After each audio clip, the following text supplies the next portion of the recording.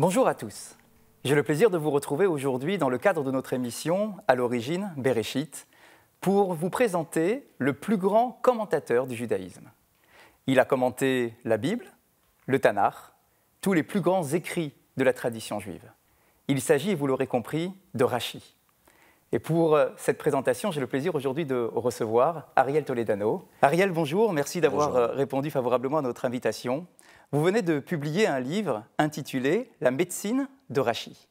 Alors avant de parler de la médecine de Rashi, parlons tout d'abord de Rashi. Quelle est la singularité du commentaire de Rashi parmi tous les autres commentateurs du judaïsme? Alors je pense que Rashi, sa particularité en tout cas, c'est que c'est un passeur. On le sent bien quand on lit son texte.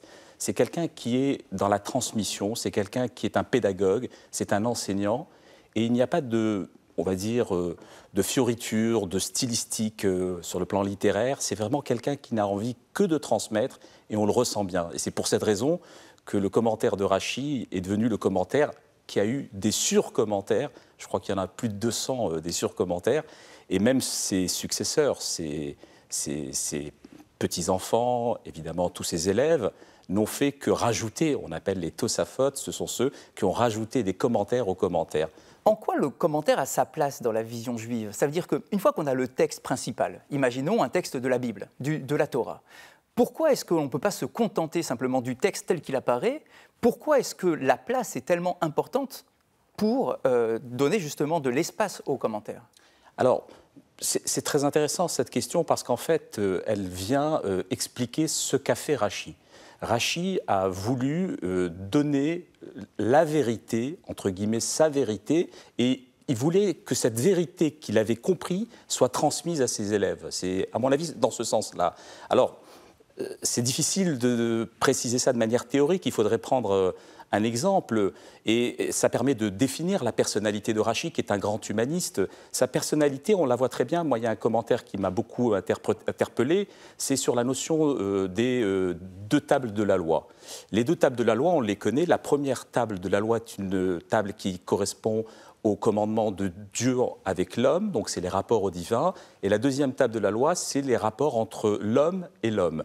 Et Rashi, dans son commentaire de la Torah, il va dire que les deux tables avaient exactement les mêmes dimensions sur le plan géométrique, sur le plan arithmétique. Quelle précision! Pourquoi cette précision? Et en fait, la précision, c'est-à-dire que, selon Rashi, notre rapport à Dieu ne doit pas être prépondérant par rapport à notre rapport à l'homme. C'est dis-moi quel est ton rapport avec ton conjoint ou avec autrui, je te dirai quel est ton rapport avec Dieu. Il n'y a pas de prépondérance à avoir.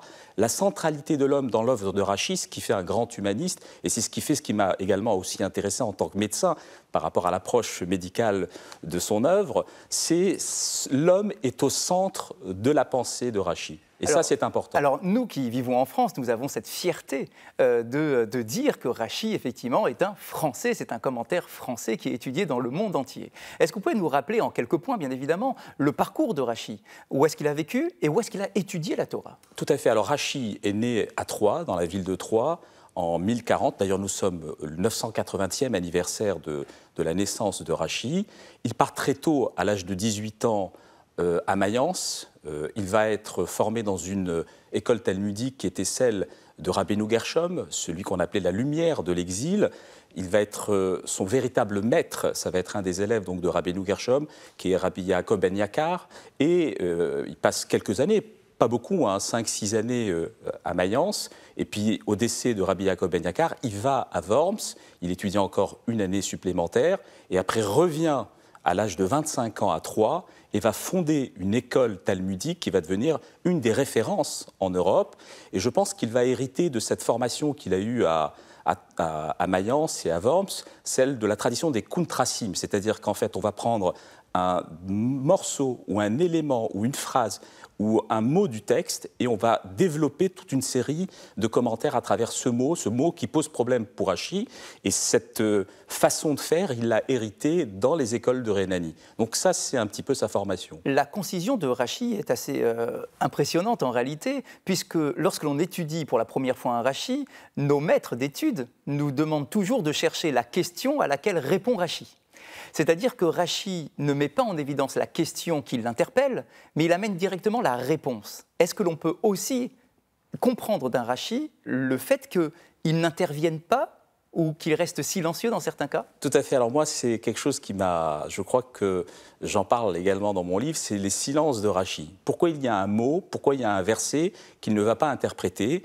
Et vous avez beaucoup de gens qui ont développé des thèses sur les silences de Rachi. Pourquoi Rachi ne n'intervient pas? A priori, c'est aussi... ça apporte des informations, en tout cas sur sa façon de voir. C'est quelque chose de très intéressant sur la vision de Rachi.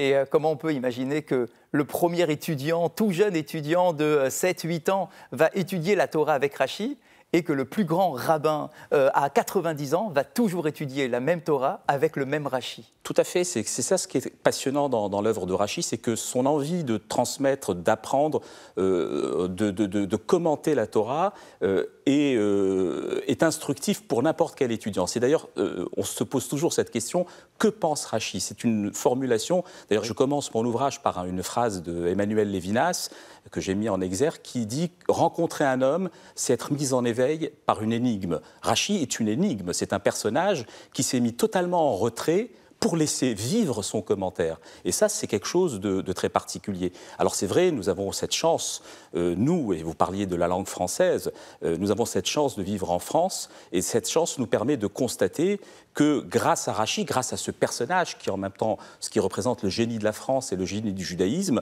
on peut découvrir le français du XIe siècle. Alors justement, est-ce que l'on peut évoquer la place des gloses, les fameuses gloses de Rachi, où, alors imaginez, nous sommes dans une salle d'enseignement, de classe de Rachi, où il s'adresse à ses élèves, il parle en hébreu, mais lorsqu'il y a des mots difficiles, il transmet les mots en français et ils sont reproduits dans le texte en français avec des caractères hébraïques. Est-ce que c'est bien de cela dont il s'agit? Tout à fait. Alors, ce qui est très intéressant dans ça, c'est que certains diront que Rachi a permis d'apporter dans la langue hébraïque la clarté du style à la française. C'est intéressant de dire ça dans une chaîne de télévision française. Et c'est la réalité, c'est-à-dire qu'en fait, quand on prend les gloses de Rachi, il y en a au total 5700, je crois, il y en a à peu près 1300 dans la Bible et 4400 dans le Talmud, on s'aperçoit qu'en fait, grâce à ces mots en vieux français que Rachi distille dans son commentaire, il nous permet de mieux comprendre, de mettre une réalité sur le quotidien de l'époque de la Bible par rapport à notre quotidien, même le nôtre actuellement. Moi, ce qui m'a beaucoup intéressé, si vous permettez, je vous donnerai un exemple de glose, par exemple quelque chose qui se rapporte à la médecine, vous allez dire encore une fois, mais par exemple la goutte, cette maladie que l'on connaît, qui est connue depuis de nombreuses années, même dans les livres de médecine, et qui s'appelait au départ podagra. Podagra, donc on se dit, ce terme-là, Rachi nous l'apporte et nous dit, la goutte s'appelle podagra. Et quand on prend le dictionnaire du littré de la langue française, on s'aperçoit que le littré rattache l'origine de ce mot podagra, podagre, qui veut dire la goutte, il le rattache au XIIe siècle. C'est dommage qu'il n'ait pas lu Rachi, parce qu'il aurait vu que déjà au XIe siècle, Rachi faisait part de cette dénomination en vieux français qui exprimait la notion de goutte. Vous le retrouvez sur plein de gloses, et ça, c'est très intéressant. C'est tout de même assez impressionnant donc, de s'apercevoir que, grâce aux commentaires religieux, bibliques, et talmudique de Rachi, on arrive à avoir une lumière nouvelle portée sur la langue française parlée du Moyen-Âge. Mais vous savez pourquoi c'est très intéressant? C'est parce que tous les ouvrages qu'il y avait au XIe siècle ou au XIIe siècle en France n'étaient écrits qu'en latin. Donc on n'avait aucune information sur la langue française parlée de l'époque. Et c'est pour ça que Rachi, et comme le dit le célèbre Claude Agege, le linguiste, il dit que c'est un patrimoine de la langue française. Il existe un grand débat à propos de l'activité professionnelle de Rachi. On sait qu'à l'époque, bien évidemment, les rabbins étaient obligés d'avoir une activité professionnelle pour vivre. Beaucoup, jusqu'à ces dernières années, avançaient l'hypothèse que Rachi était vigneron. Parce qu'effectivement, nous avons certains passages de ses commentaires où il semble connaître le métier du vin, de la vinification. Mais vous avancez une thèse différente. Le titre de votre livre, « La médecine de Rachi », qui évoquerait que Rachi était également un médecin, pas simplement en théorie, mais même avec une pratique médicale. Est-ce que vous pouvez nous en dire plus? Alors en fait, le début de cette idée est venu quand j'ai écrit La médecine du Talmud, où j'ai vu que dans les commentaires de Rachi, il y avait des descriptions sur le plan anatomique, sur le plan de la physiologie, sur le plan également de la pratique de la médecine. Vous savez, quand un Rachi fait une description d'une réduction, d'une luxation de la mâchoire, je peux vous dire que pour pouvoir expliquer cette réduction et le mécanisme de cette réduction, il faut quand même soit l'avoir vu, soit l'avoir pratiqué. Donc ça m'a un peu interpellé. Alors vous avez aussi de nombreuses descriptions sur le plan anatomique que fait Rachi dans plein de domaines. Quand il dit que, par exemple, en suivant le principe de Rabbi Yehuda Hanassi, qui disait qu'on peut atteindre le cerveau sans fracturer un os. Alors c'est quelque chose de très compliqué, et Rachi nous donne l'information que le nez peut être la voie d'accès au cerveau. C'est une chose qu'on peut authentifier aujourd'hui parce qu'on a une très grande connaissance de l'anatomie grâce aux IRM, grâce aux scanners, et on sait très bien qu'aujourd'hui, on sait très bien que le haut de la cavité nasale permet d'accéder à un tissu neuronal, donc accéder au cerveau. Donc c'est des notions anatomiques que je retrouve dans plein de commentaires de Rachi qui m'ont un peu encouragé à faire cette recherche. Alors je me suis dit, mais quelles étaient ces informations, où il les puisait? Et Rachi va nous donner une information, c'est une véritable enquête que l'on fait à travers son commentaire pour savoir où il a puisé toutes ces informations. Et Rachi va nous donner une information dans le commentaire du livre des juges, dans lequel il cite nommément un traité de médecine qui s'appelle le Sefer HaRefuot, c'est-à-dire le livre des remèdes.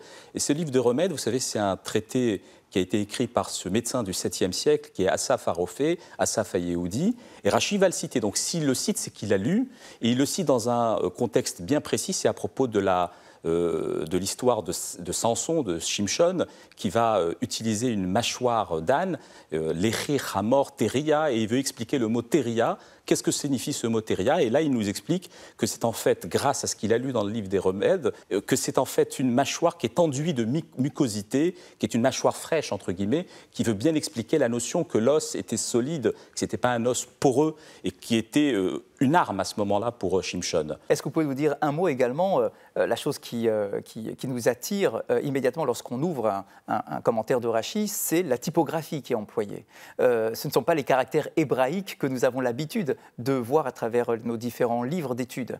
Quelle est l'origine de cette typographie? Alors c'est très intéressant parce que cette écriture qui est devenue l'emblème de Rachi, que j'ai mis d'ailleurs même dans couverture de mon ouvrage, n'est absolument pas celle de Rachi. C'était en fait une écriture que l'on a utilisée lors de la première impression de l'imprimerie de l'œuvre de Rachi et donc de la Bible. Et pour bien différencier le commentaire de Rachi du commentaire de la Bible, on a utilisé l'écriture qui est celle devenue de Rachi pour la différencier de l'écriture carrée de la Bible, de la Torah.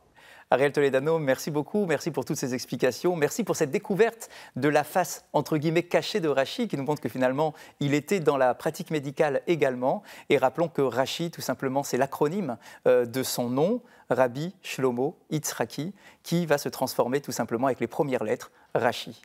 Merci de nous avoir suivis. Je vous rappelle que vous aurez la possibilité de découvrir toute cette thèse à propos de Rachi dans le livre que vous nous proposez, La médecine de Rachi. Je vous souhaite de passer un très bon dimanche et je vous dis à bientôt.